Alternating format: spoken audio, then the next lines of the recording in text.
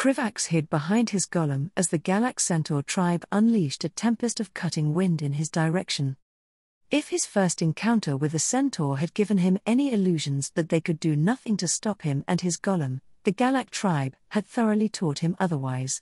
The centaur had been attacking the slow-moving caravan relentlessly from the moment the Tauren, with the help of Krivax, pushed west into their ancestral territory in the plains of Mulgore. The Galak now considered these lands to be their own, and the centaur tribe leaders had gathered all of their magic users and their most potent artifacts to defend it. They preferred to fight by conjuring powerful storms around their enemies while the Galak warriors circled and harassed them. The combination of cutting winds, skilled archers, and constant charges made them a deadly enemy. There were only a few centaur formidable enough to threaten Krivax individually, but their numbers, clever tactics, and ruthlessness were more than enough to level the playing field. Krivax. Watch out! Reflexively heeding the warning, Krivax instantly created a barrier of arcane magic that blocked a barrage of conjured lightning that arced around his golem as if it were alive. Given that the Galak tribe primarily used shamanic magic to commune with air elementals, it very well might be. Continuing to maintain the barrier, Krivax waved his hand and created an inferno of life-infused flames that streaked across the battlefield.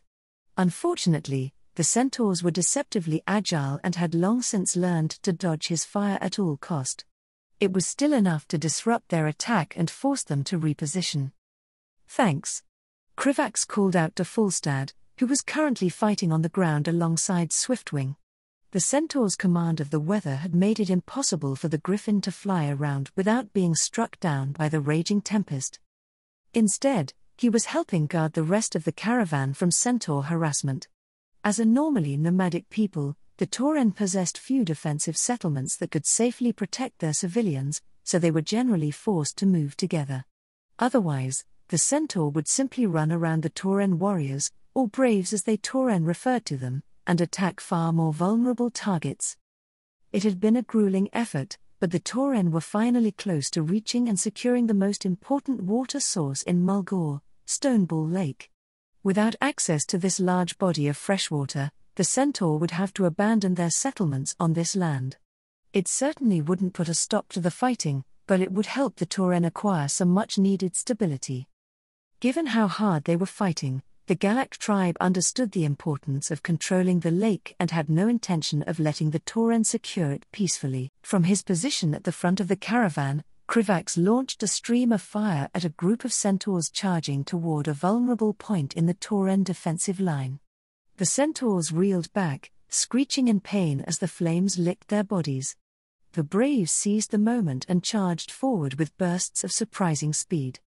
Krivax could feel the shamanic magic held within the large totems they used as weapons, enhancing them, granting them increased speed and stamina.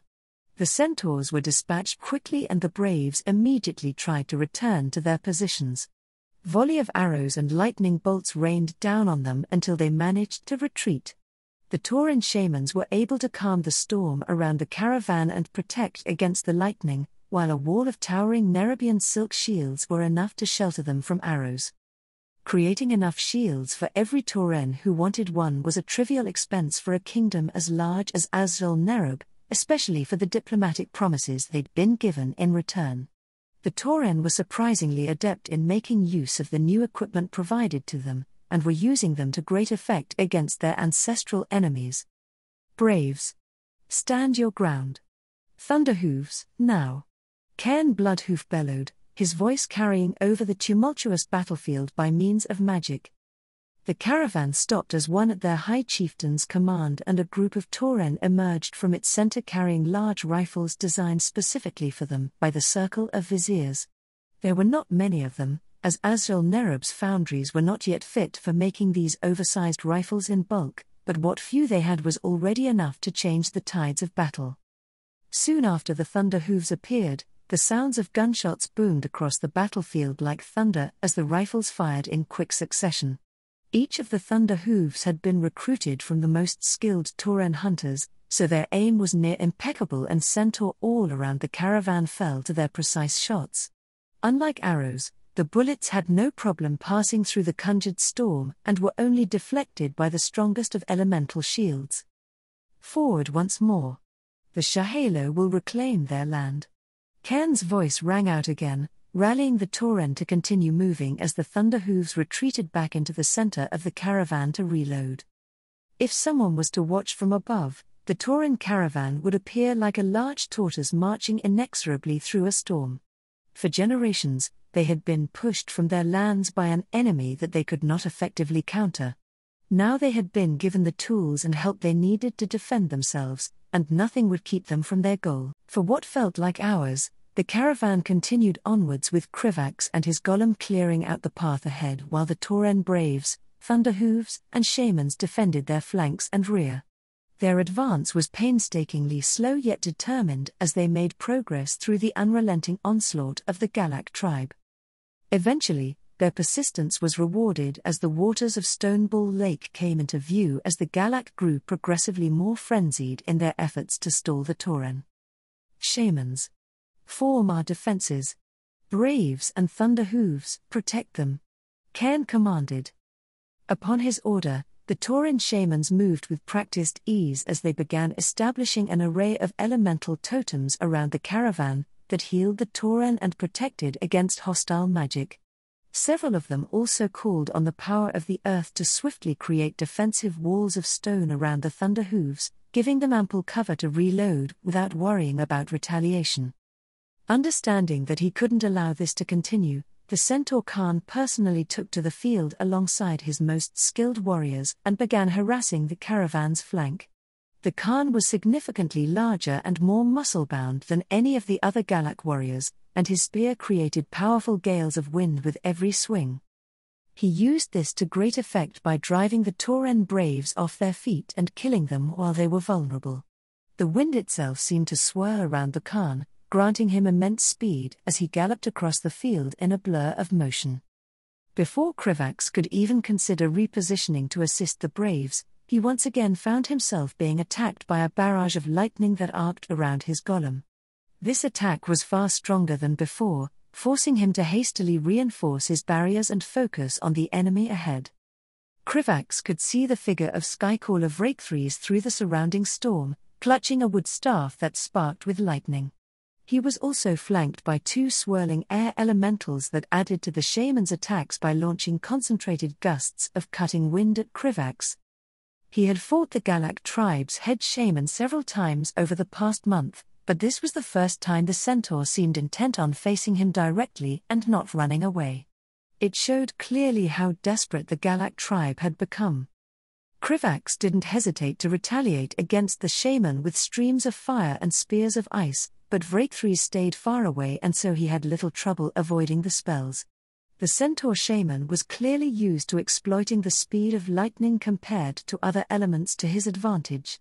Not only that, but Vrakethrees also skillfully rotated his attacks with the air elementals by his side, not leaving any moments when his enemies weren't being attacked. Krivax let out a grunt of annoyance as the lightning threatened to break through his barrier. He doubted that the centaur's magic would be enough to overwhelm his other defenses or his regeneration, but it certainly wouldn't feel pleasant. Fortunately, there was absolutely no need for Krivax to fight alone. Some help would be appreciated, Krivax said with a strained voice to his traveling companions. All you had to do was ask, said Ronin, interrupting the series of arcane missiles he had been launching at the circling centaur. Understanding Krivax's intentions, the mage focused his gaze on Vrakethrees and began casting a spatial spell. Just give me a few moments. Virisa chuckled and released an arrow that flew cleanly through the air and struck a centaur archer who had been harassing them for the past few minutes. I'll give you all the time you need, dear. That's 15 now, Sentinel Starsong. Do you think you can keep up? The night elf stoically ignored Virisa's challenge, although Krivax noticed that the night elf was firing her arrows a bit quicker than before. Between them, Krivax's personal guard, and his golem, the centaur had little hope of successfully attacking the caravan from the front. Krivax calmly continued to trade spells with Skycaller Vrakethrees, not allowing the centaur shaman the chance to notice that anything was out of place. It wasn't long before Ronin finished his spell, and Krivax's golem disappeared in a flash of spatial magic. The look on the centaur shaman's face when the four-armed silk behemoth appeared next to him was worth every moment of anticipation. This was not a tactic that they had revealed to the Galak tribe before, and so the centaurs guarding the shaman were caught completely off guard. Vraithries barely had time to react before the golem reached out and caught him in its grip and crushed him. The air elementals attempted to intervene, but they dissipated before the centaur's mangled body even hit the ground. That worked better than I expected, Krivax thought as he sighed in relief. That's good. Vraithries would have been impossible for me to catch otherwise. Krivax glanced back towards where he had last spotted the Khan and saw him and Cairn locked in a savage confrontation. Their battle must have been going on for a while, as the Tauren High Chieftain was covered in gashes and wounds while the Khan was only able to wield his spear with a single arm. Unfortunately for the Centaur Khan, the winds that enhanced his speed began to fade, likely having been summoned by Vraithries. It only took a single stumble of surprise for Cairn to knock the Khan onto the ground with a great stomp that shook the earth. The Tauren chieftain didn't let this opportunity go to waste and quickly delivered the finishing blow with a single thrust of his ancestral spear. A part of Krivax expected something drastic to happen once the centaur leader was killed, but the battlefield was so chaotic that it took several minutes for the other centaur to realize what had happened. However, once the sudden deaths of both their leader and shaman sunk in, the Galak tribe had the reaction that Krivax was hoping to see. Several of the centaur leaders blew on horns to signal a retreat, while the rest uselessly tried to prevent a complete rout. Without a recognized Khan to keep them in check, the brutal centaur lacked the ability to act in unison, and it wasn't long before their forces were scattered and the conjured storm disappeared. Immediately after the centaur began to retreat, Cairn Bloodhoof held the fallen Khan's spear high into the air and let out a bellow of victory that was soon echoed by the rest of the caravan. Krivax couldn't help but cheer as he felt the intense relief and joy that passed through everyone around him. It had been a long few months of planning and hard work to reach this point, but the Tauren had finally established a presence in their ancestral lands. After being told by Malagos about what had happened to the Wandering Isle, this was a victory that Krivax had needed. Unfortunately, there was still much to do, so celebrations would have to wait. The Braves and Thunderhooves were soon set out to hunt down the fleeing centaur and establish a defensive perimeter, while the shamans set out to heal the injured and calm the elements. Accustomed by now to handling the aftermath of battles, Krivax ordered his personal guards to help the Tauren set up fortifications while he went to help heal the wounded. Out of all the abilities bestowed onto him by Alexstrasza, his healing was Krivax's favorite. Krivax soon found himself falling into a trance as he healed the injuries of Tauren men, women, and children. The Tauren looked at him with a reverence that he still hadn't quite gotten used to, but he did his best to ignore it. "Ambassador Krivax, I believe you've done enough for now." Krivax was only pulled out of his trance when Cairn Bloodhoof walked into the small tent set aside for healing and placed a hand on his arm. A quick glance to the setting sun revealed to him that it had likely been several hours since he had started.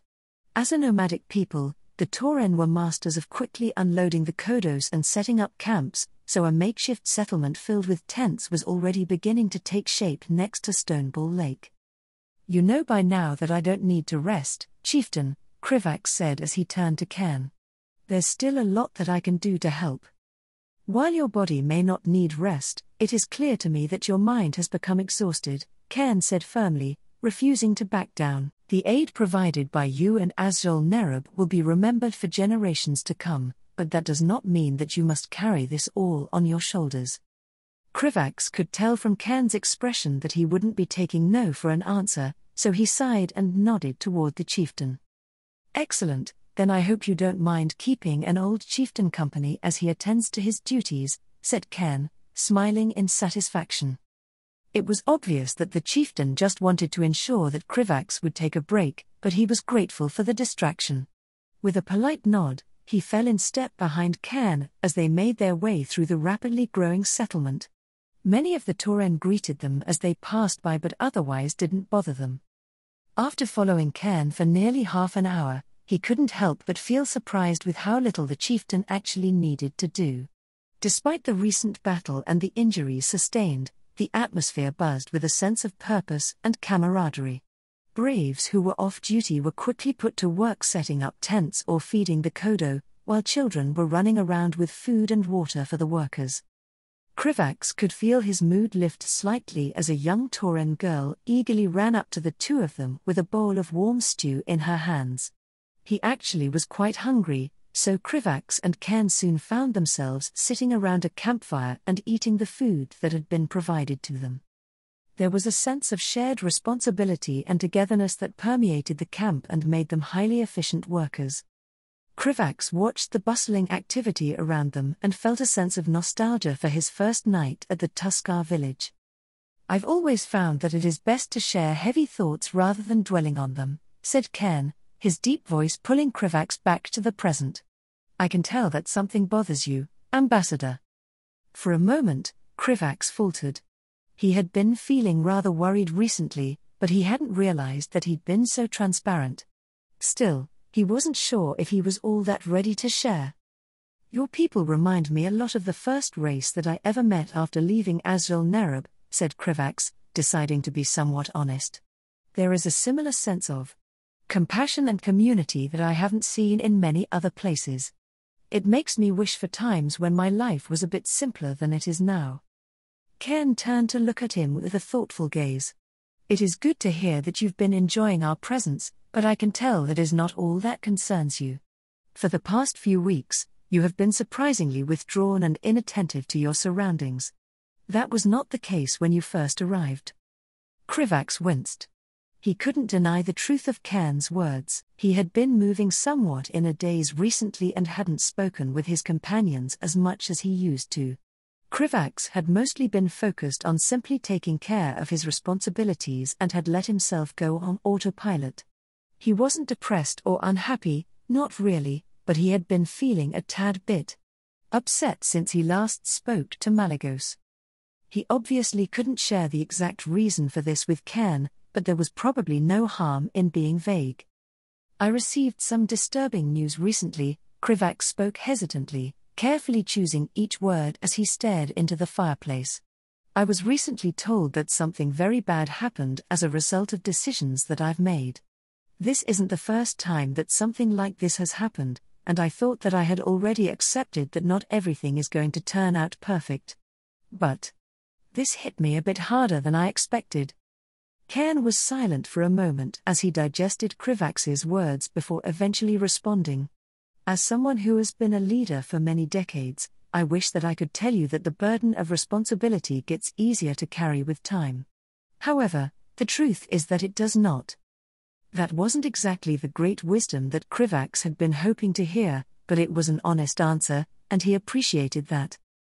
The decisions of those with power, whether those decisions are good or bad, are inevitably more significant than those without power, Cairn continued with a sympathetic voice. "And such decisions can have implications that reach farther than we ever imagine. You are very powerful and have seen this truth firsthand. The best we can do is make the best decisions we can with the information available to us at the time and leave the rest to the Earth Mother." Krivax took a moment to Cairn's words. Even if he didn't find them to be very satisfying, it still brought him a sense of comfort to speak to someone else who could understand how he felt. "What you say is true, but I still sometimes wonder if someone else would be a better fit in my position," Krivax admitted. "Perhaps they would be, but they are not here," Cairn said, shrugging as his eyes drifted searchingly toward the area where the Tauren children were gathered to help with the work. After a moment, the chieftain pointed to a particular child who seemed to be the focus of attention. "You see that calf there, the one who has others following him around and doing as he says? He's my son, and the reason I wake up and continue to make the hard decisions." Krivax nodded as he watched the young Bane Bloodhoof direct the other children in their efforts. The boy had clearly inherited his father's charisma and was a natural-born leader. "I don't know what decisions you made before, but the decisions you've made since arriving here have been the right ones," Cairn said, his voice filled with conviction. "You have brought us strength when we needed it, allies we never could have imagined, and hope that I had once thought gone. Because of you, my son has the chance to live in a future where his people do not slowly disappear. That is no small thing, Ambassador. Appreciate the good that comes from your actions, even if you must also bear the burden of the negatives." His words were comforting, and it made Krivax feel a bit better to hear someone put things into perspective. "Thank you, Cairn. I needed to hear that," Krivax replied earnestly. Cairn nodded, and the two of them spent the next few minutes in companionable silence. Eventually, the chieftain was forced to return to his duties, and Krivax decided to make his way to the large tent that had been set up specifically for him. Now that he was in a better mood, Krivax recalled that he should probably make contact with his superiors and update them on what had happened. The High King had not intended for Krivax to stay on Kalimdor for as long as he had. Azrael Nerub's immediate priorities for the continent had already been secured. Initial diplomatic contact with the Night Elves had been successfully made, the outpost near Onshiraj was currently under construction, and the portal network had been expanded. After Malagos had discovered that the Lich King had landed on the Wandering Isle, he hadn't hesitated to share that information with the leadership of the Alliance. Now that Azrael Nerub knew that the threat wouldn't be coming from Kalimdor, Krivax expected the High King to pay much less attention to the continent. So long as nothing unexpected happened, it probably wouldn't be long until Krivax was reassigned to the Eastern Kingdoms. As he neared his destination, Krivax could hear the sounds of his traveling companions laughing and relaxing after the long battle coming from the tent next to his own. He hadn't joined them in any celebrations recently, so Krivax promised himself to do so after he finished his meeting. The moment that he entered his tent, Krivax cast a privacy ward and retrieved the specialized scrying crystal that had been provided to him by Azrael Nerub. The crystal relied on the connection created by the portal network to work over such long distances, and cost more than he cared to imagine. Seeing no reason to delay, Krivax placed the crystal on a stand in the middle of his tent and cast the spell to activate it. Moments later, Krivax was greeted by the familiar sight of Elder Nadox appearing on the crystal surface. "Greetings, Elder Nadox," Krivax said in Nerubian, somewhat glad he no longer had to speak a foreign language or rely on the awkwardness of translation magic. "I am making contact to report on my efforts in Kalimdor and receive further orders from the High King." He knew that Nadox, like most Nerubians, was not one for wasting time on pleasantries. Sure enough, Elder Nadox's next words were brief and straightforward. "Continue, Vizier Krivax. As expected, the aid that we have provided to the Tauren has been enough for them to secure a foothold in Mulgore," Krivax dutifully reported. The guns were invaluable in ensuring their victory. Given that they lack the means to produce the weapons or the necessary ammunition in meaningful numbers, the Tauren will be reliant on our trade for the foreseeable future. Even if Krivax just wanted to help the Tauren because it was the good thing to do, the High King and his council had a much more practical perspective. "Good," said Elder Nadox, his mandibles clicking together in satisfaction. "Given the arrogance and belligerent nature of the Kaldoi, the Tauren will likely be much more willing allies. Assisting the primitives in establishing a permanent settlement will only make them more useful. Their totems have also been useful in improving the Nerubian workers' efficiency and health. Given the recent news coming from the seers in relation to Kalimdor, this is good news." "What news? If I may ask, what have the seers been saying about Kalimdor, Elder Nadox?" Krivax asked, already feeling a hint of dread creep up within him. As far as he knew, seers rarely had anything positive to say. "Oh, I had forgotten how isolated you are from any news outside of Kalimdor," Elder Nadox replied, his tone calm. "The seers are saying the same things that they always say. Delivering portents of doom and destruction waiting around every corner, this time originating from Kalimdor. I personally do not pay much mind to their predictions, but it cannot hurt to keep a few close eyes on that continent. After all, they were correct on the threat posed by the Lich King, if Malagos is to be believed." Krivax really didn't like the sound of that. The seers weren't omniscient. They generally only saw things that had the potential to eventually affect Azrael Nerub. Anything on Kalimdor that could one day reach Northrend must be a truly terrible threat. Krivax was suddenly very glad that he had spilled the beans to the aspects. Knowing there was a group of godlike dragons prepared to deal with whatever nonsense was about to happen was the only thing stopping Krivax from panicking. I see, does that mean that I will be staying on Kalimdor longer than expected? Krivax asked curiously, not too worried in either case. He wouldn't mind staying to help the Tauren a little bit longer, but he also wouldn't mind returning to the Eastern Kingdoms. It does, Elder Nadox confirmed. The seers have given us a much more definitive timeline than usual. You should begin seeing signs of whatever threat this is very soon.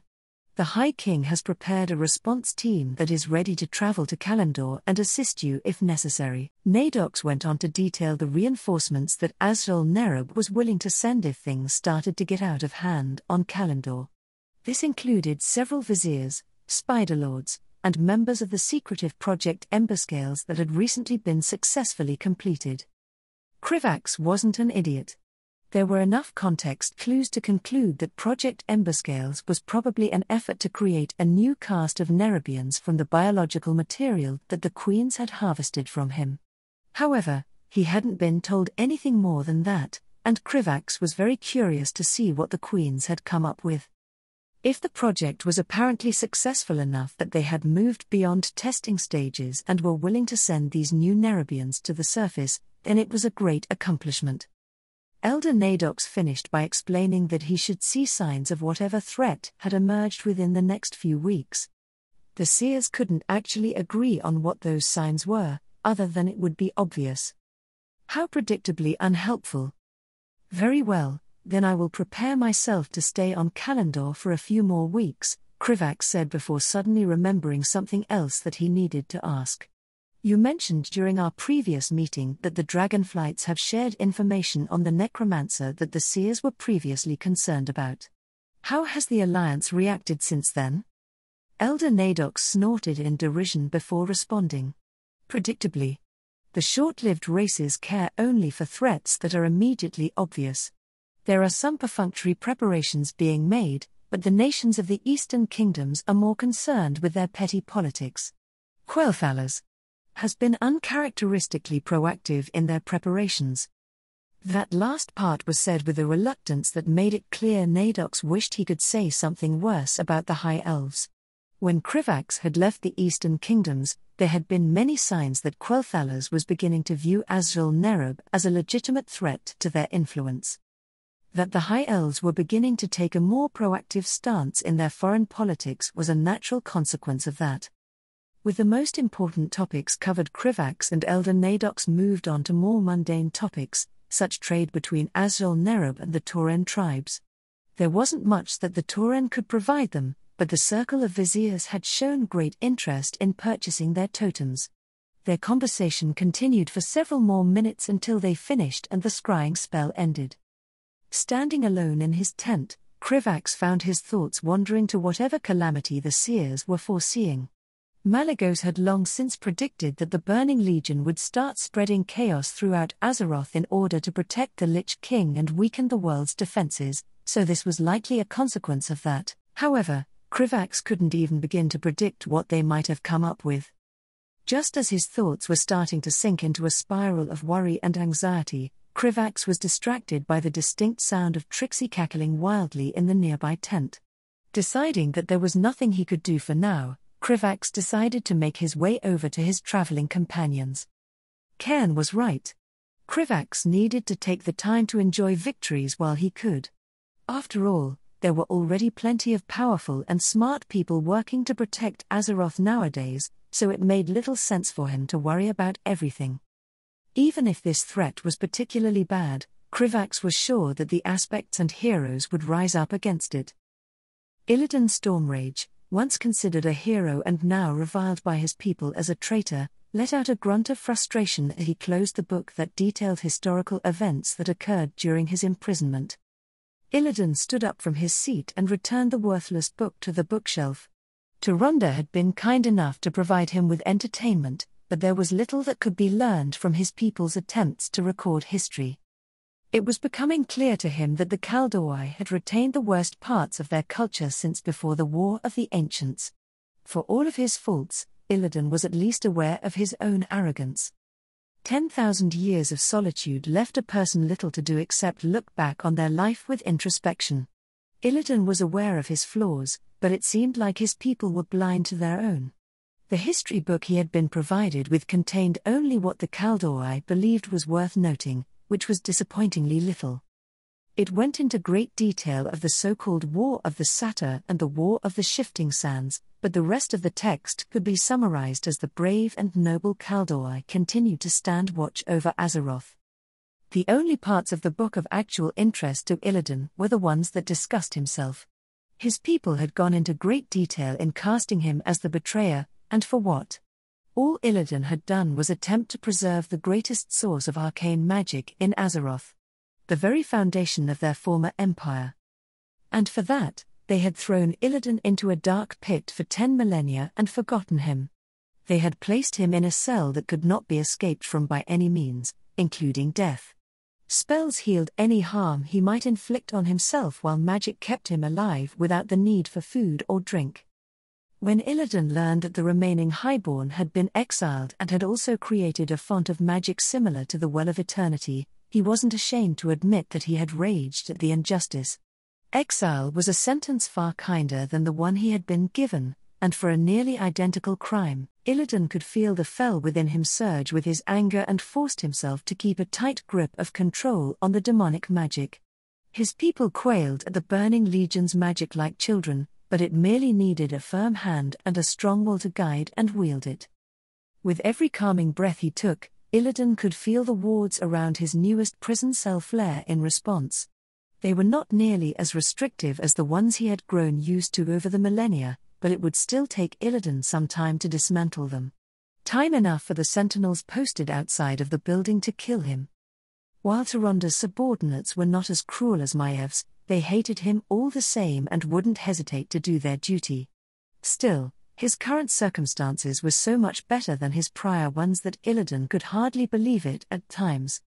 Just as Illidan began to calm down and re-establish control over the fel within him, he sensed the presence of an unexpected figure approaching the secure building that Tyronda had transferred him to. Despite the enchantments that covered this place, Illidan's fel-enhanced eyes allowed him to easily see the potent nature magic of his brother Malfurion as he approached.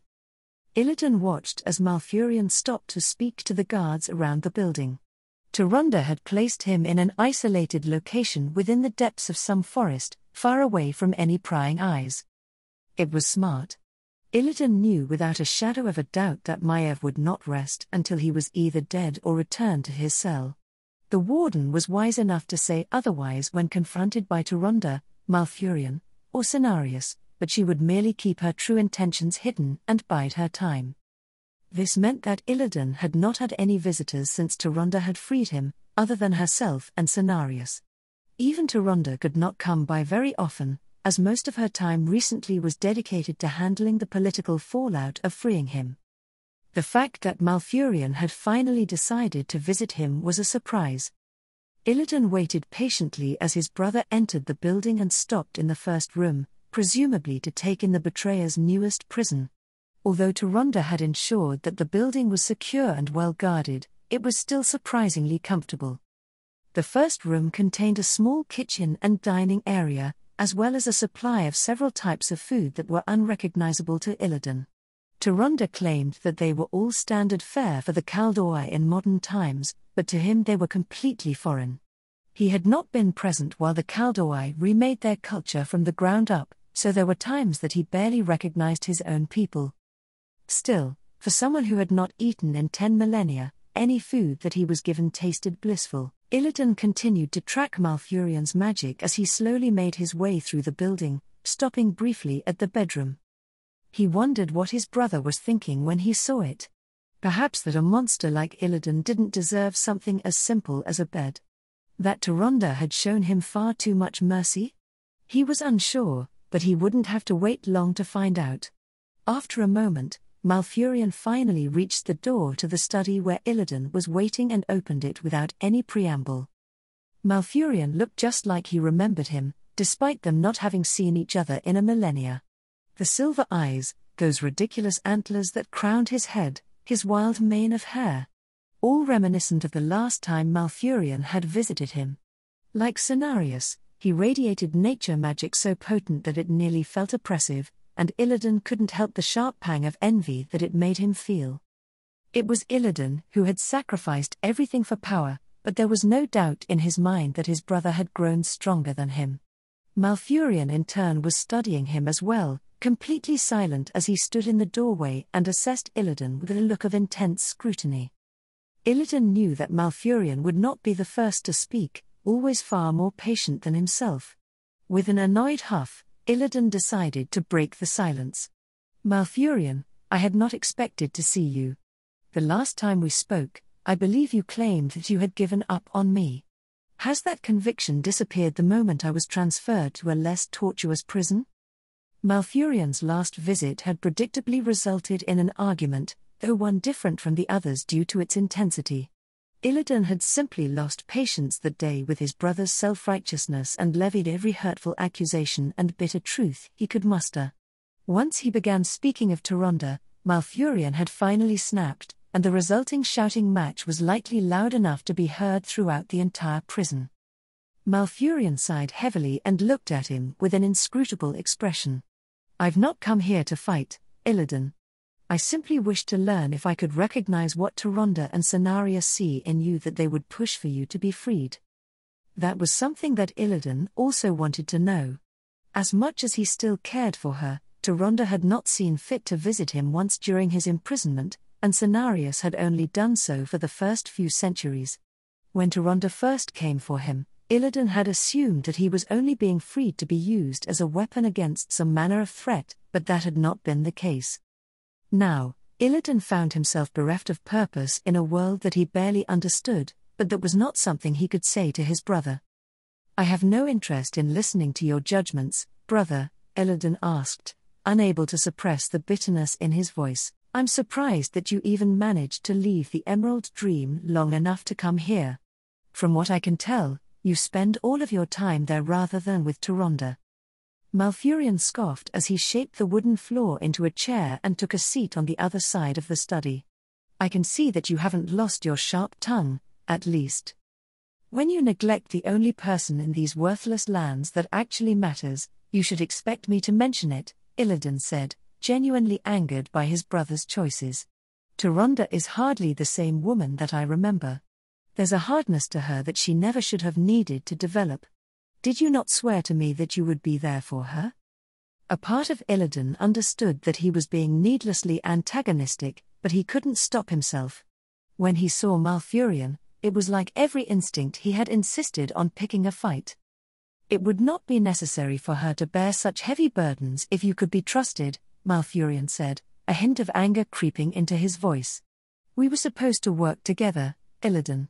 I should have been able to depend on you to help me lead our people, both here and in the Emerald Dream. Instead, you lacked the patience to learn what Cenarius wished to teach you and became obsessed with the same magic that doomed our people. Malfurion's words were ones that he had heard many times already. His brother often spoke of what life could have looked like if Illidan were to help rule by their side. If he was to become a druid like Malfurion and use his power in service to the Kaldoi. It was a pretty dream, but not one that Illidan particularly liked. After 10,000 years of imprisonment, he did not know how much he cared about the well-being of his so-called people. The Kaldoi had moved on without him. Now, the only thing that Illidan could envision caring about was Tyrande and proving himself right about the Burning Legion. He and Malfurion fell into the motions of trading familiar insults and accusations, but neither of their hearts were in it. Illidan's release from prison had not changed any of their fundamental differences. He still did not regret his actions, and Malfurion continued to be as self-righteous as ever. Everything that needed to be said between them had already been said 100 times over. Leave, Malfurion, said Illidan, dispirited as he realized the futility of their conversation. I'm sure there are more important matters that require your attention. Your time here is wasted. Malfurion seemed to realize the truth of his words, because he merely sighed once more before rising from his seat. I suppose you're not wrong when you say that I have much to do. Ysera has sent me to investigate a change within the Emerald Dream that she finds worrying. It would not do to delay any longer. Then go, Illidan replied curtly. Unless it involved the Burning Legion, Illidan doubted that he would care about anything related to the Emerald Dream. As he was leaving, Malfurion paused at the door for a moment before glancing back with uncharacteristic hesitance. I will come and see you again in the future, Illidan. Without waiting for a response, Malfurion finally left, the quiet rustle of leaves and the soft pad of his footsteps growing fainter until they disappeared completely. Illidan stared blankly at the closed door for several minutes, lost in thought as he remembered a time when he and Malfurion could speak amicably to one another for more than a few minutes at a time. Eventually, Illidan pushed away these memories and once again attempted to finish reading through the Kaldoi history book. Tyrande and Cenarius had both promised him that his imprisonment here would not last forever, and that they would discuss the matter sometime in the near future. Illidan's reputation was simply too abysmal in Kaldoi society, so he was personally expecting some manner of exile. Regardless of their promises, Illidan would find a way to secure his freedom, one way or another. Krivax carefully studied the face of his opponents, searching for any sign of weakness. The room was tense as everyone waited for him to make a move.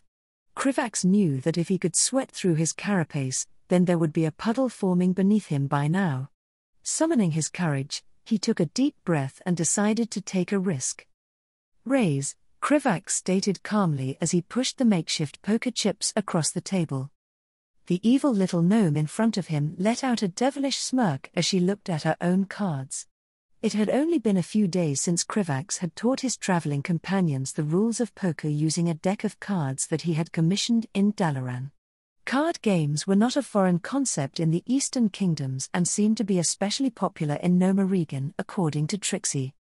Given that she had taken to it like a fish to water, Krivax definitely believed her. This game's getting a wee bit too costly for my liking. I'm out, Falstad grumbled, flinging his cards onto the table with a huff. Virisa tapped her fingers rhythmically on the table for several moments before letting out a sigh and sliding her cards into the discard pile. I'm out. I don't like the look in Krivax's eyes. Ronan followed the lead of his wife, calmly discarding his cards as well. Krivax felt a nervous anticipation as he stared down Trixie. He had an amazing hand and wasn't bluffing at all. He hoped that the mischievous smile on Trixie's face meant that she underestimated his hand and would bet more chips. I fold, big guy, Trixie finally announced, flipping her cards face down onto the table. You look like you have a strong hand. A sigh of disappointment escaped Krivax as he collected his winnings, turning his cards over to reveal that he had 4 queens. The cards were ornately designed, each of them displaying the regal figures of various queens from the Eastern Kingdoms. Trixie's eyebrows shot up in surprise, but she didn't lose her grin. I was right to fold, then.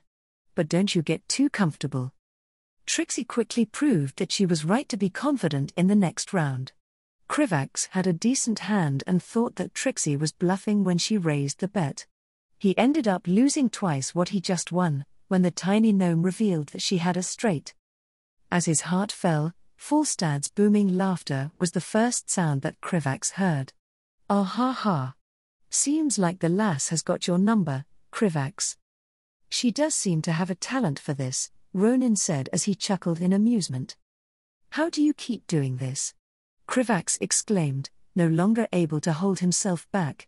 Every time I try to bluff, you see right through me, and every time I get a decent hand, you somehow have a better one. Do those goggles of yours allow you to see through the backs of my cards or something? Trixie threw her head back and laughed, the sound high and clear. Nah, Krivax. I don't need any fancy tech for that.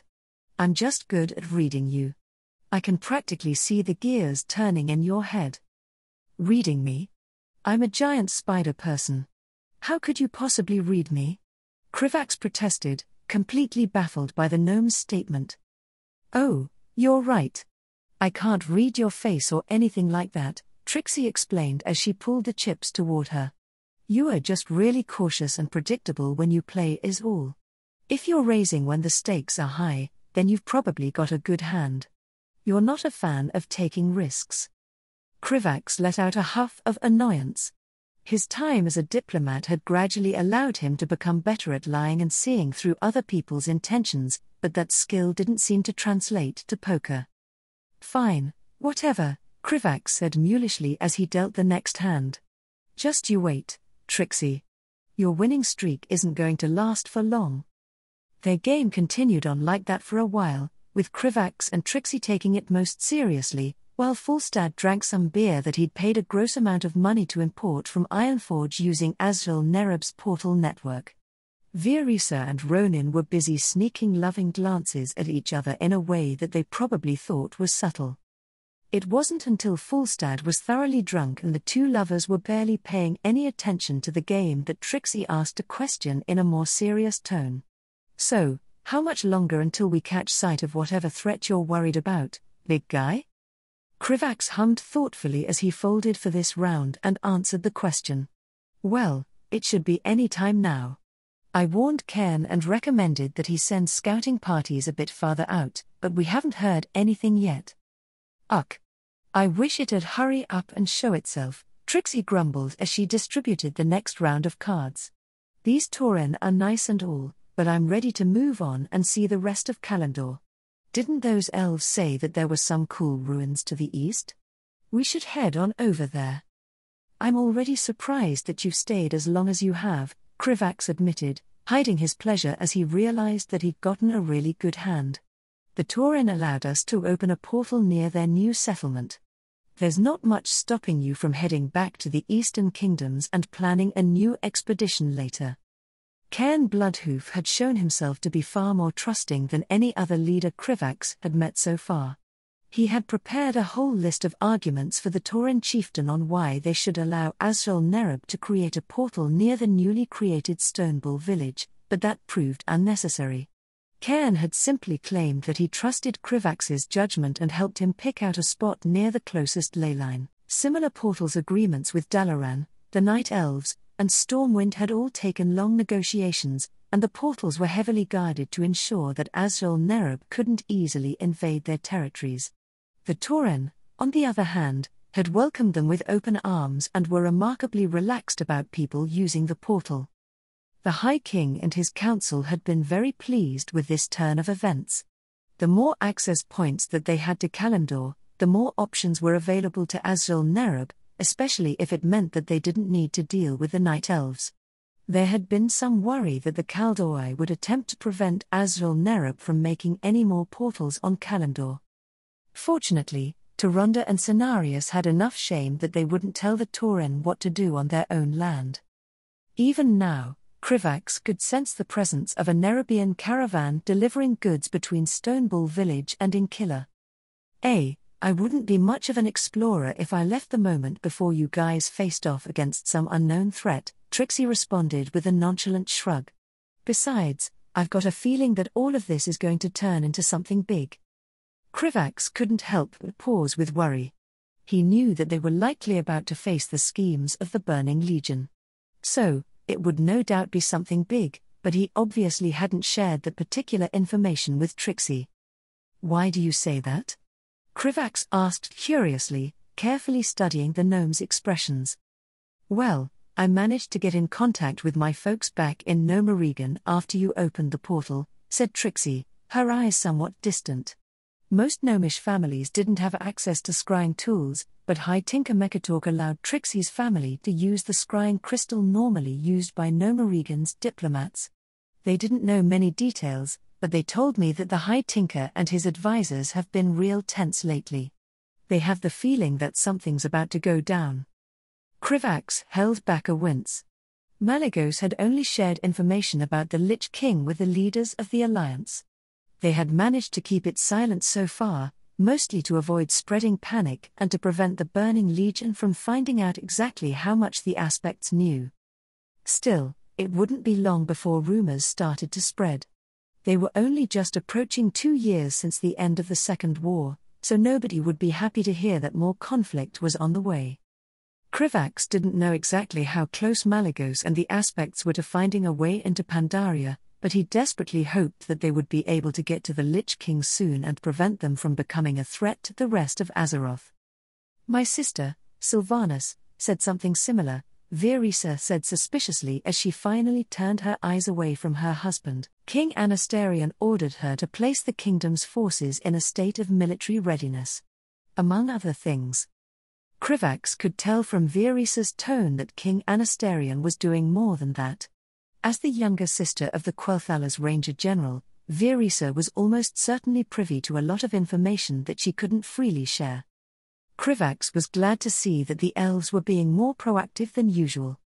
"The Council of Six does seem to be abnormally busy lately," Ronan murmured, his tone thoughtful as he also noticed the same pattern that Trixie and Virisa had.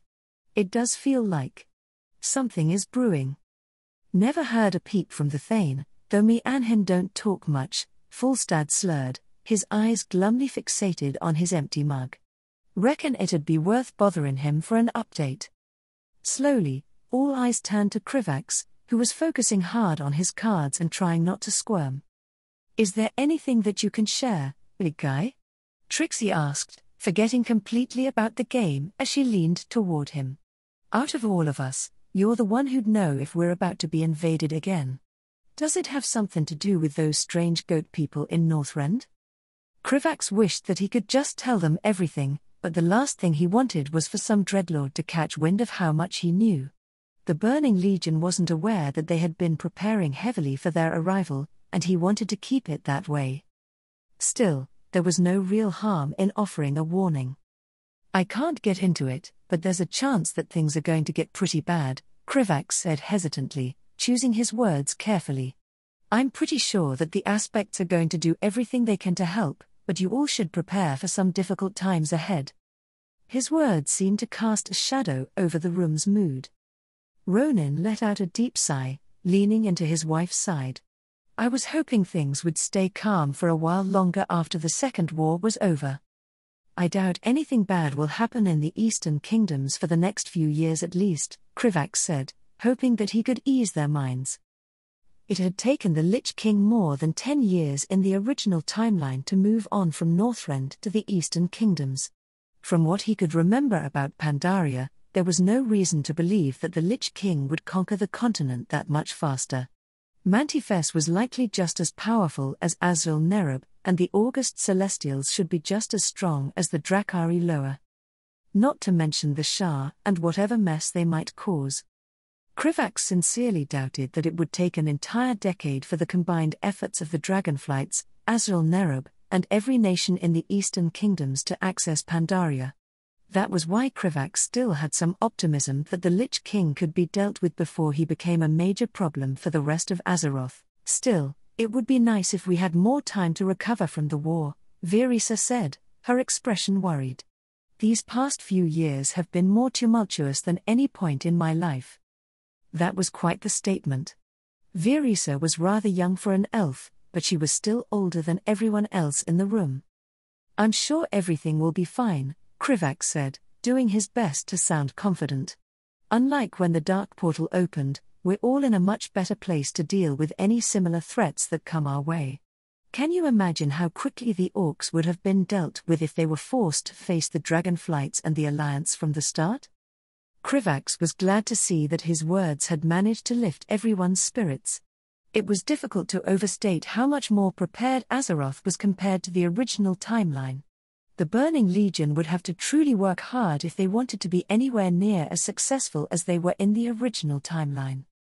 From that point onwards, the conversation turned away from the gloomy topic, and they all returned to enjoying the game. Falstad offered Krivax some of his beer, but he turned the dwarf down on the ground that he could only get drunk with alcohol made with magical ingredients. Trixie continued to win most of the rounds, but Krivax started to make some progress after forcing himself to take more risks and play unpredictably. Eventually, Krivax found his attention pulled away from the game when he sensed the familiar life energy of Cairn Bloodhoof approaching their tent. "Excuse me," Krivax said as he rose from the table.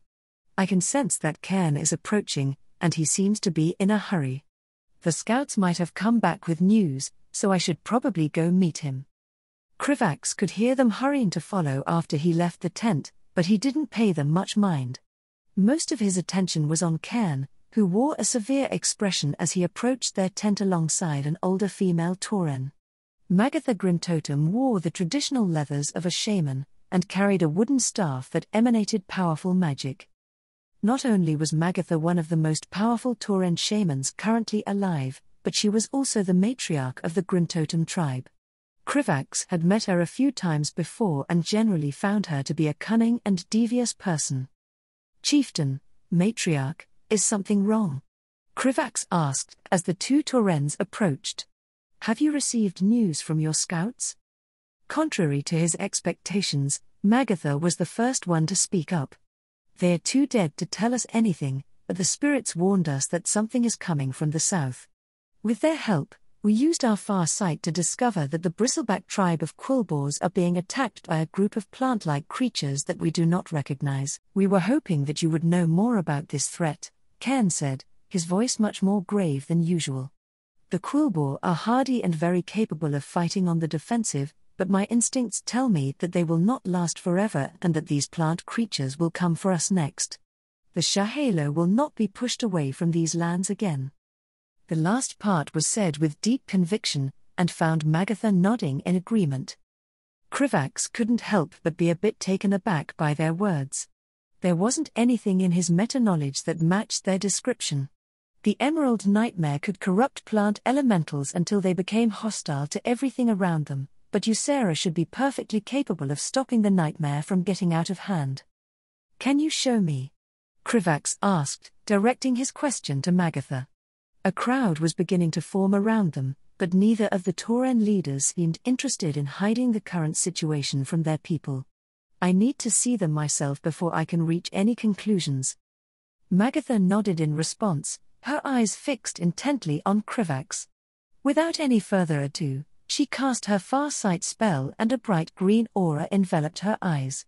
After a few moments, Krivax could feel her reaching out to him with her magic to share her vision, which he allowed to happen. Before him unfurled a view of a sprawling, thorny ravine filled with agitated quillboars. The creatures were a race of boar-like humanoids with razor-sharp spines protruding from their hunched backs. They were fiercely territorial, and tended to surround their settlements with massive mazes of thorny vines that they could control with their magic. Unfortunately for them, such a defense was proving to be nearly useless against the force that was attacking them. Krivax felt a surge of utter confusion as he studied the twisted plant-like creatures. The invaders had bodies composed of gnarled wood and came in a variety of shapes, only a few of which were humanoid. Krivax watched the largest of them, a lumbering four-legged giant with skin completely made of plant life, move with surprising speed as it trampled the quillboar defenders. Every step it took gave rise to new plant growth, vines, and flowers sprouting from its footprints to cover the ground in a thick layer of vegetation. However, it wasn't the natural greenery of Mulgore. These strange plants were vibrant and alien, their colors too vivid and strange, and their movements too purposeful. Worst of all, they possessed an eerie green glow. He couldn't sense the creatures through the far sight spell, but he was willing to bet that they would be radiating fell magic. Other creatures, like the bipedal treemen and creeping vine beasts, were joining the giant in the assault. The quillboars were no strangers to violence and managed to destroy many of the creatures, but Krivax could tell that they were struggling. The creatures moved and fought with near-perfect coordination as if they knew what each of their companions was thinking. As each slain quillboar dropped to the ground, the invasive plant life immediately overtook their bodies, their forms vanishing beneath the rapidly spreading foliage. It was as if the plant creatures were corrupting and absorbing everything they touched, warping the familiar landscape into something unrecognizable. Fuck. What did the Burning Legion do?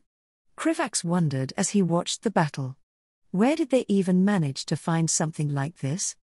Krivax searched frantically through his knowledge of Warcraft, but nothing immediately came to mind. Even if he had access to memory-enhancing magic, that wouldn't have helped him remember things that he'd never learned in the first place. There was simply too much in the Warcraft lore for him to be familiar with every little obscure thing that the Burning Legion could corrupt and use.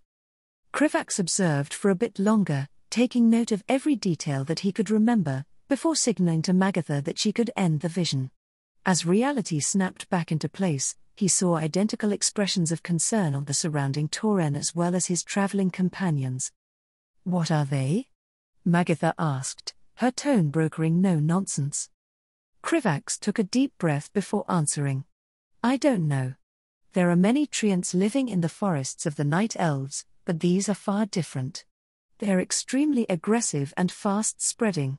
At this rate, the Kulbor's ravine will eventually be overtaken and turned into something hostile to all other life forms. Do you have any suggestions on how to fight them?" Cairn asked, already thinking over the best ways to defend his people against the coming threat. If the Kulbors are unable to resist, then it will not be long before the creatures reach here next. "We must act quickly and decisively," said Magatha, her lips thinning in displeasure. "It is better to meet and fight the enemy before they are allowed to spread and invade our own lands. If you know of any weaknesses that these creatures might have, then share them now, outsider."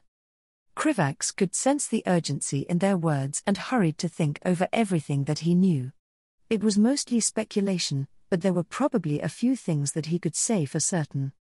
"I would have to get closer to be sure, but I believe that the plants are corrupted by the same magic that the warlocks used during the Second War," Krivax said, causing all of his traveling companions to tense in concern. "That means that they would almost certainly be vulnerable to the light. Nature magic might be effective at pacifying them as well, but the fell magic would counteract that. Fire or ice magic would probably be the best way to destroy them outright." Krivax would usually bet on fire magic, but people who wielded fell magic had a tendency to use fire themselves. He didn't know for sure if fell corruption could grant fire resistance as well. "Then we must act fast," Ronin said sharply, having seen more than most during the Second War of the damage that fell magic could do. "These creatures cannot be allowed to spread their influence any more than they already have. We should also send someone through the portal to alert the Kirin Tor. They would wish to know of any effective counters related to the warlocks." Cairn nodded decisively in agreement. "I will organize a group of our strongest braves and shamans to move out immediately. The Thunderhooves will stay behind to defend the settlement. Their guns would not be effective against the creatures that you describe." As the Tauren chieftain turned away to organize his tribe, Krivax decided that he needed to make his own preparations. "Return to Azrael Nerub and inform the High King of what is happening," Krivax spoke in Nerubian, directing his orders to one of his nearby personal guards. "I was informed by Elder Nadox that reinforcements were prepared to respond quickly to a threat like this one. I want them sent here immediately. Once that is done, I expect you to send word of this to the Kirin Tor." The guard bowed to Krivax and moved to carry out his orders without the slightest hesitation. It would still likely take some time for the reinforcements to arrive even if Elder Nadox had already prepared them, but it was good to know that they would eventually arrive. The next 15 minutes was a flurry of activity as everyone made their respective preparations. Weapons and armor were donned as Tauren warriors prepared to defend the first permanent village that they had built in centuries, while their shamans were busy performing rituals to ready their totems and ask for the spirit's protection. Magatha joined in the latter, her deep chanting mingling with the voices of the other Grimtotem shamans that surrounded her. Before long, Cairn had organized a group of heavily armed Tauren warriors and shamans near the village's southern exit. Unlike when Krivax had first met them, some of the Tauren warriors were wielding well-crafted steel weapons and armor that they had purchased from Azrael Nerub. However, the majority were still using ancestral equipment that had been passed down over many generations, which were no less deadly. Each of them made for an intimidating sight, nearing 10 feet tall and bulging with muscles that not even the strongest human or most orcs could replicate. If not for their speed, the centaur would have stood no chance at defeating the Tauren in open combat. "We are ready," Cairn declared as Krivax approached the group. Krivax could sense Trixie, Virisa, and Ronin approaching him from behind. Falstad had already flown ahead on Swiftwing to see if he could help the Quillboar fight off the creatures. The Bristleback tribe would almost certainly react to anyone who entered their territory with hostility, but they would still be a useful buffer. "Then let's hope we can put a stop to this before it spreads any further north," said Krivax. Without any further delay, Magatha began chanting a spell while holding a large totem covered completely in symbols. It wasn't long before Krivax could feel the wind around their group beginning to pick up. "The spirits will carry us forward and quicken our steps," Magatha declared, her face impassive as she looked around at the group. "Move swiftly. It is only because this is a small group that this is within my power. Wind spirits will not tolerate being used like this forever." With that, Cairn gave the order, and they set off at a pace much faster than normal. Krivax could feel the wind pushing him along as the group surged forward across the open fields of Mulgore. He could tell that shamans were experienced in using their magic like this, most likely as a way to retreat or catch up to the centaurs. They still weren't as fast as Krivax when he was going his top speed, but it should be enough for them to reach the Bristleback tribe in around an hour. The Tauren remained silent as they journeyed. The only sound heard was the heavy stampede of their hooves as they moved through the serene grass of the plain. Eventually, Krivax could see the thorny vines of the Brambleblade ravine off in the distant hills. Once he drew close enough to spot the battlefield, Krivax spread his senses as far as he could in an attempt to learn everything he could about the plant-like beings. He was almost immediately struck by the strange and nauseating combination of fel and life magic emanating from the creatures. They felt twisted and warped, a malignant perversion of nature that wanted to do nothing more than to spread itself as far as it could. Worse yet, the corruption was beginning to seep into the land itself, infecting the soil and vegetation in a way that only a powerful druid could cleanse. "They are definitely corrupted by fel magic," Krivax announced to the group as they approached the battlefield. By now, they could hear the sounds of battle as the Quillboars fought fiercely against the invading creatures. "It'll make them strong and extremely vicious. Be careful." Hearing a round of affirmations, Krivax didn't hesitate to charge ahead of the group at his full speed and open the spatial bag in which he kept his golem. Dithierok hummed in satisfaction as he watched the fel-corrupted primals, as the natives of Draenor referred to them, spread across the land and attacked the primitive Quillboar. The speed at which the hive mind had managed to spread in every direction from where he first planted it in Ferrelas was truly astonishing. If not for its complete inability to be controlled, Dithierok would have recommended that the Legion use this weapon against every world that it wished to conquer. Unfortunately, fel corruption was not enough to stop the primals from being hostile to any demon that approached it. Already, the primals had managed to cover nearly all of Ferrelas, the only exceptions being the highborn city of Eldrathalas and a small portion in the north that was protected by the green dragonflight. Neither of them had any hope of withstanding the onslaught of plant life that was constantly assaulting their positions for very long. The Kaldoi would almost certainly respond to this threat very soon, but defeating it would not be an easy or a quick task. Dithierok had fought several hive minds throughout his existence, and he knew personally how tedious a task it was to destroy them completely. If even a single portion of the primals managed to survive, the Kaldoi would need to fear its resurgence. Looking at them now, Dithierok was certain that the primals would be effective at weakening the Kaldoi and distracting the aspects. They had little problem slowly overwhelming the Quillboar, and were hardy enough that they could ignore the griffin-riding dwarf harassing them from above.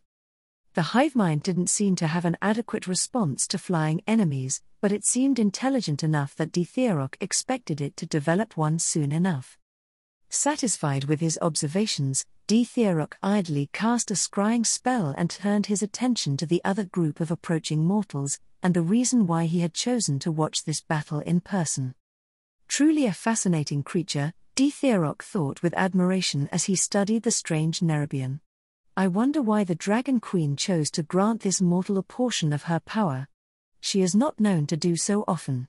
Does Azul Nerub have a close relationship with the dragonflights? Simply looking at the mortal filled Dithierok's mind with questions. He could learn so much if he managed to search through the Nerubian's mind. Unfortunately, even a portion of Alexstrasza's power likely made the mortal difficult to capture through means of force. This was why Dtheorok had decided to follow the primals closest to the mortal, so that he could evaluate its abilities and decide on his next moves. Fortunately, he didn't have to wait very long, as the mortals had already detected the primals and were rapidly moving to counter them. Confirming that the mortals were still approaching, Dtheorok ended the scrying spell. As a Nathrazim, his scrying magic was far too advanced for any of the mortals to detect, but Dtheorok didn't see the need to take such a risk. Strengthening his concealment spells, he prepared himself to watch the upcoming confrontation with great interest. Before long, the group of mortals arrived while being pushed along by the wind. There was a short pause as they evaluated the situation before the Nerubian led the charge, moving far quicker than any of his companions. He then opened some manner of spatial compressing storage device to release a rather impressive golem, one made entirely of silk and powerful enough to fight the largest of the primals. The Nerubian then let loose a stream of flames that radiated potent life magic. Dtheorok wasn't particularly surprised when the fire proved to not be overly effective against the primals. Before it had been infused by fell magic, the hive mind had been composed primarily of spirit and life magics. Burning it with Alexstrasza's flames was akin to burning a pit lord with fellfire. It could work, but not as effectively as one might hope.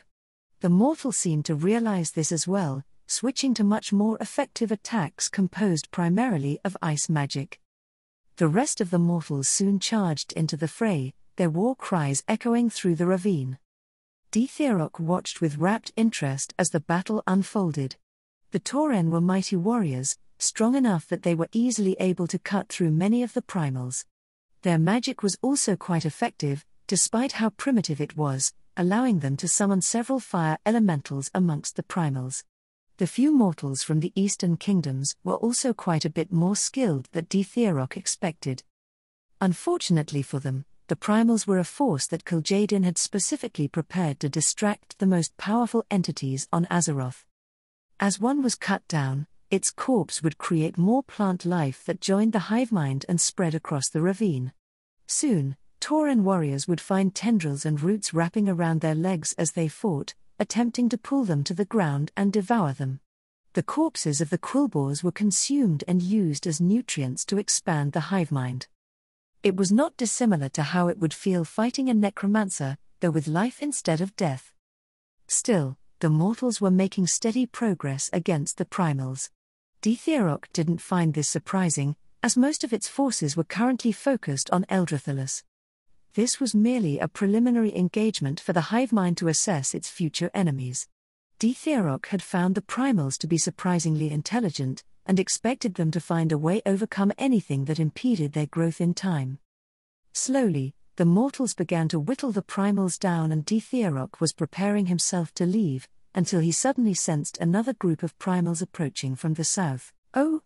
How unexpected, Dtheorok thought with amusement. I wonder why it chose to do this. Perhaps it's attracted by the allure of Alexstrasza's magic?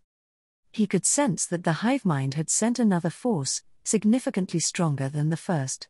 Dtheorok was eager to see how the mortals handled it. The ravine began to rumble as the fresh wave of primals approached the battlefield. Monstrous plant creatures marched constantly forward, their menacing forms twisted by the corrupting influence of fell magic. Their sizes varied from that of a large wolf to the four-legged behemoths that stood tall over even the largest Tauren warriors. Dtheorok could see a wave of fear pass through the mortals, but they didn't falter.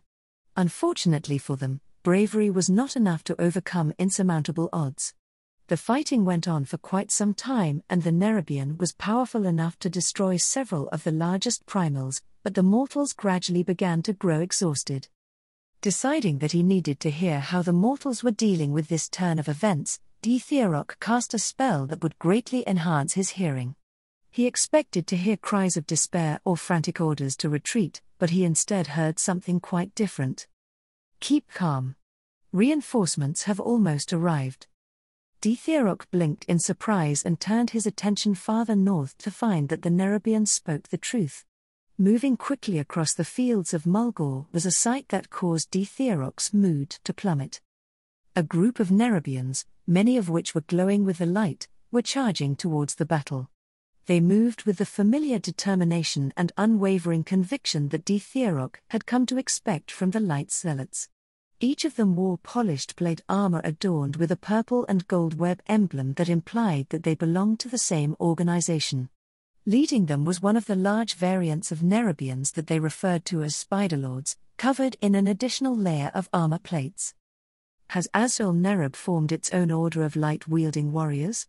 Dithierok thought, feeling suddenly unnerved by the sight in front of him. That could become a problem. The Nerubians were already a highly communal race that could reproduce extremely quickly. If they were to dedicate themselves to the light, Dithierok couldn't help but shudder at the thought. Given the strength of the light emanating from the Spiderlord, it was clear that conviction was not something that the Nerubians lacked. There was some irony in seeing a race created by the old gods growing close to the light, but Dithierok couldn't bring himself to enjoy it. Among the light-wielding Nerubians was also a new variant of the creatures that Dithierok had not yet seen. It only took a single look for him to realize that the Nerubians had created this new variant through studying the one enhanced by Alexstrasza. The creatures ran on 4 hairy legs, possessing a single set of arms and 2 dragon-like wings along their back. The Nerubians' carapaces were varying shades of red, and their abdomens extended in a flat tail segment that was covered in scales. There were 2 small antennae above the creature's many eyes, and Dithierok could sense a source of life magic within the creature's thorax. Dithierok's mind immediately began racing as he contemplated the implications of what he was seeing, and he didn't like the conclusions that he was reaching. Azrael Nerub was a far bigger threat than he or his fellow Nathrazim had ever realized. That conjecture was immediately proven true as the Nerubian reinforcements collided with the primal spears first, glowing brightly with the light. The Spiderlord tore through the primals like paper, its powerful physique and skill in battle immediately apparent. The light it wielded was also frightfully successful in weakening the fell magic of the primals and rallying the mortal forces. Dithierok learned the name of the creature when Alexstrasza's chosen mortal called out their name. Nerubian. It's good that you're here. I'll help you take down the big ones. The performance of the other light-wielding Nerubians was just as worrying. It was apparent to Dithierok that Azrael Nerub had been training and developing these forces for at least a few years. They moved with coordination that spoke of significant training and were skilled in using the light in battle, not only to enhance their own strikes but also to heal their wounds. Given that the light was even more effective against undead than fell corrupted beings, these Nerubians would be a serious threat to the Lich King. Dithierok turned his attention to the new variants, watching as they displayed a greater degree of strength and defensive abilities than he expected. While they did not wield life magic as proficiently as the Nerubian chosen directly by Alexstrasza, they were able to regenerate from serious wounds very easily. Dithierok wouldn't be surprised if their abilities began to expand as the Nerubians learned more about how to make proper use of life magic. If Azrael Nerub was able to mass-produce this new variant, then the kingdom would become a serious impediment to their plans. Dithierok was so lost in his thoughts that he was only brought back to reality when he heard another exclamation from the Nerubian he had first come here to watch. "Masruk, is that you?" A quick glance revealed that nearly all of the primals were destroyed, and the mortals were now speaking amongst one another and tending to their wounded. The Tauren chieftain was even speaking to one of the Quillbore, while Alexstrasza's chosen was frantically examining one of the new variants. Dithierok kept a portion of his attention on their words in the event that he could learn something of use, but the rest of his mind was already planning on how to deal with this unexpected turn of events. This was definitely something that his fellow Nathrazim needed to know about. It was fortunate that Dithierok had discovered this before Azrael Nerub deployed its forces against the Lich King directly. The primals would secure them enough time to plan a way to deal with these troublesome spiders.